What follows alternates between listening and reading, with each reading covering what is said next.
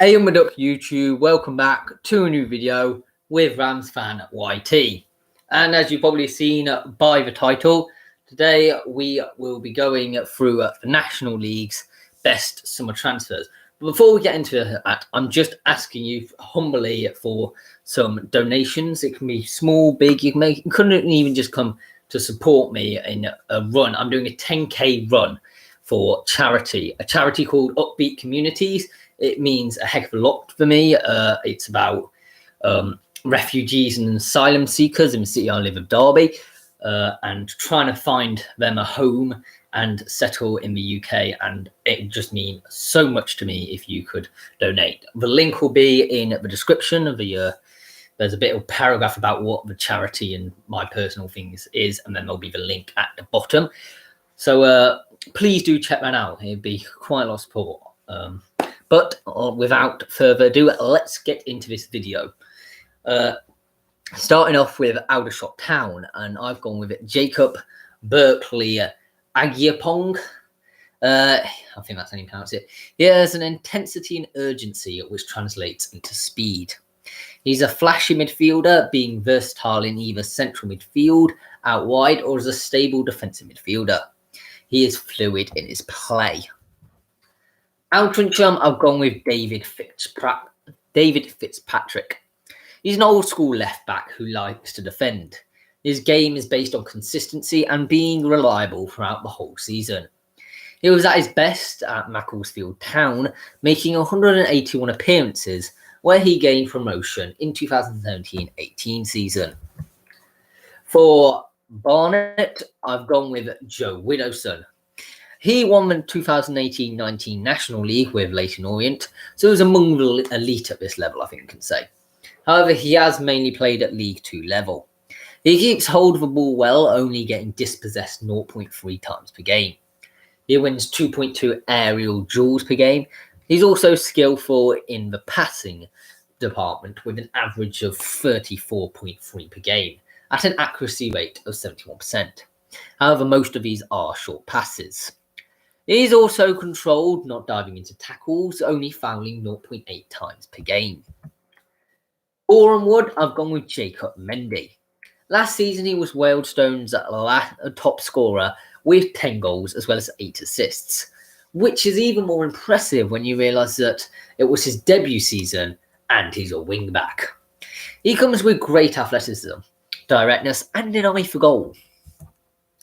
Bromley, I've gone with Toby Stevenson. What strikes you is his natural fitness, which has translated into him making 23 appearances at Haybridge Swifts, which is one of his only full seasons due to him just being so young, really.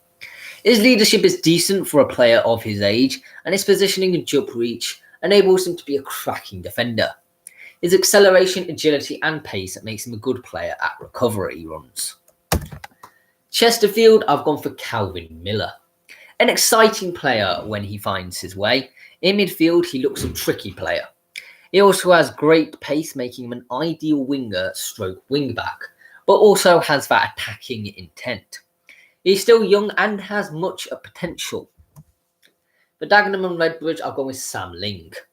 He's great at passing with 39 passes on average per game at 73.1% success rate.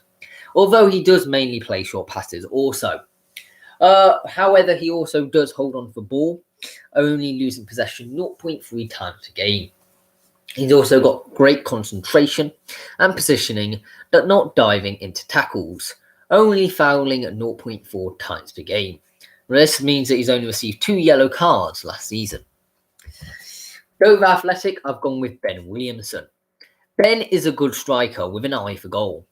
I feel like I'm saying that a lot, but it's true. He has fantastic movement off the ball and the pace to take on any defender. Ben is a quick, strong, and has a lot of attributes for a great striker. He has terrific pace, he's really powerful, and his movement is great, as is his awareness. Eastleigh, I've gone with Michael Kelly. He's got decent attitude and work ethic, and he made 2 assists in the 2018-19 season. This is because he makes attacking runs as a left-back. Interestingly, he played in the Scottish 6th tier, so has learnt the physicality but has also clearly got a high level ability as he played in Scotland's under-17s, which had the likes of Kieran Tierney in there. FC Halifax Town, I've gone with Terrell Warren. He defends really well, makes some last-ditch tackles and does well in 2v1 defensive situations. Warren makes on-the-line blocks, and he was Manchester United's under-18s captain, so has good leadership skills clearly. He is a fast and marauding fullback also. Grimsby Town are going with Adam Crooks. He's a left-sided defender, equally comfortable playing left-sided centre-back or at left-back, who can also play as a defensive midfielder if required. He's also experienced at this level, having made 15 appearances with Guiseley. He's also been playing at League 2 for quite a while, though. So when Grimsby probably will get promoted this season, although my predictions did not say that, he can easily translate into the next tier up as well.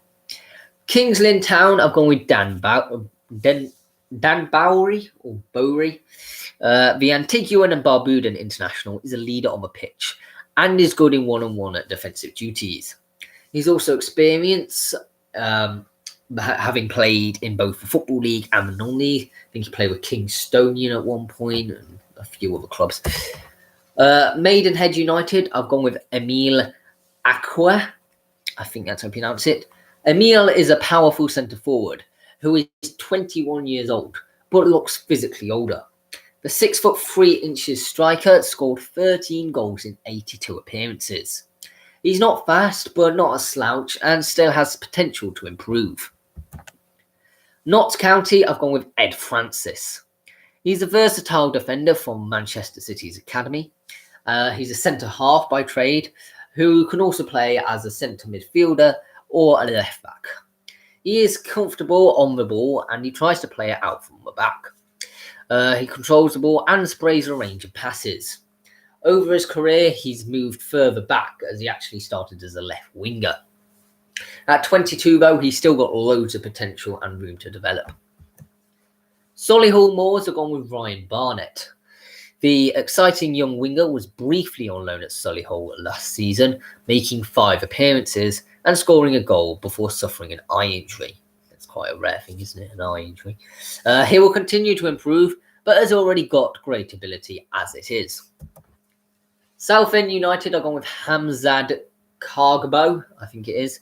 He's 6'4" and adds to the Shrimps's forward options. His attitude impresses me, and he does need minutes, and I don't know that much about him, to be honest, as there's hardly anything online about him, but from his age and the things I have seen of him, he does look like a decent player.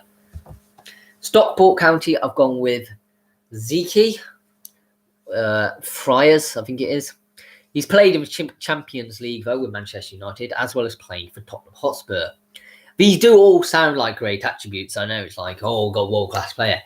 But these were only in glimpses. He only made 2 appearances for Manchester United and 7 for Tottenham. Hence why he's wound up at Stockport. I think there's no secret that's for Stockport fans that they are not a big club anymore. He's played many key passes, though, at 0.5 per game. He also played long balls at 2.9 per game. I think he's a bit like a Ravel Morrison type player at Derby, if you could compare the two, making only glimpses but has got that quality.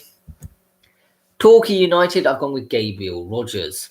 Gabriel is a good, young, hungry attacking midfielder, happy to take on defenders with some good pace and not afraid to take a shot. He can also play as a right winger and will only develop as a player. For Wealdstone, I've gone with Craig Fasan Marde. I think that's how you pronounce it. I had no clue. I did read somewhere how you pronounce it, but can't remember. He's blessed with the gift of pace, which makes him a natural winger. He's an attacking player, either on the wing or attacking midfielder, and he's had much non-league experience for such a young player, having played at Tame United, Hungerford and Oxford City, with which the latter he was playing in a first-round FA Cup tie, which was on TV.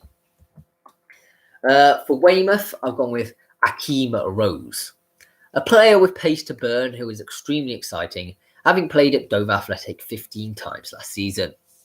He can operate anywhere across the front three and his main attribute is trying to get in behind defenders.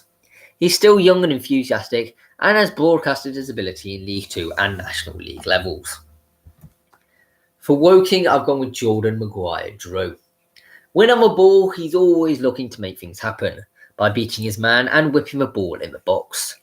He lacks no confidence in front of goal, shooting on sight. This was shown in his 16 goals in 48 appearances while on loan at Dagenham and Redbridge. He picks up the ball in wide positions and has the ability to either come inside or travel down the line to send in a cross. This is helped by his relatively quick pace. He puts his body on the line and fights for every ball. His ability to make short and precise passes, creating 1-2s with teammates, opens up plenty of space in behind defensive lines. He can also be fluid in midfield, playing any of the midfield positions in a 4-4-2 formation. Penultimately, I've got Wrexham with Liam McAlinden. The player was once linked with Liverpool and was a championship player at Wolverhampton. Liam is a converted left-back who has terrific left foot and scores plenty of goals, with 16 goals in 91 appearances. He's played for both Islands and Northern Ireland's under-21s. He's a goal-scoring centre-forward, really, who likes to get in behind defences. He's quick and got good movement and has a lot of energy. And I'm really surprised to actually see that Wrexham managed to get him. For Yeovil Town, I've gone with Jordan Barnett. There seems so many things called Barnett in this league. He can play at left-back, central midfield, or on the wing. He's hard-working and has good attitude. He brings a combative edge with his energetic and dynamic style of play. He's more of an attacking left-back than a defensive left-back, but that doesn't mean he shirks out of challenges. In fact, he likes to put his foot in and tackle. Thank you very much for watching this video. Please subscribe if you're new around here. That would be hugely appreciated. Remember the Just Giving page down below. And that would be also hugely appreciated from the bottom of my heart. And can I just know something before you turn off the video? Is it all, should I do for the upcoming series of A History of Your Club, the history of just AFC Wimbledon, or the history of Wimbledon Football Club and AFC Wimbledon, so merge of the two? That would set a precedent going forward into upcoming seasons with also clubs which was recently formed, such as, I don't know, FC Halifax Town will include Halifax Town, Aldershot Town would include the old Aldershot Town. And where do I cut off at that point? Do I cut off at the 90s or cut off earlier? Just let me know. That would be really interesting. I am going to be starting Series 3 on Monday. That will be on the history of Accrington Stanley. I won't do the original Accrington Stanley because they're kind of unrelated, and the true history of Accrington Stanley starts in 1967. But tune in if you're interested in finding that out. And on the next level down in the pyramid for National League North or South, they will have their best summer transfers in the next video, and that will be the final thing in that mini series here. And then into the future for them. But goodbye for now.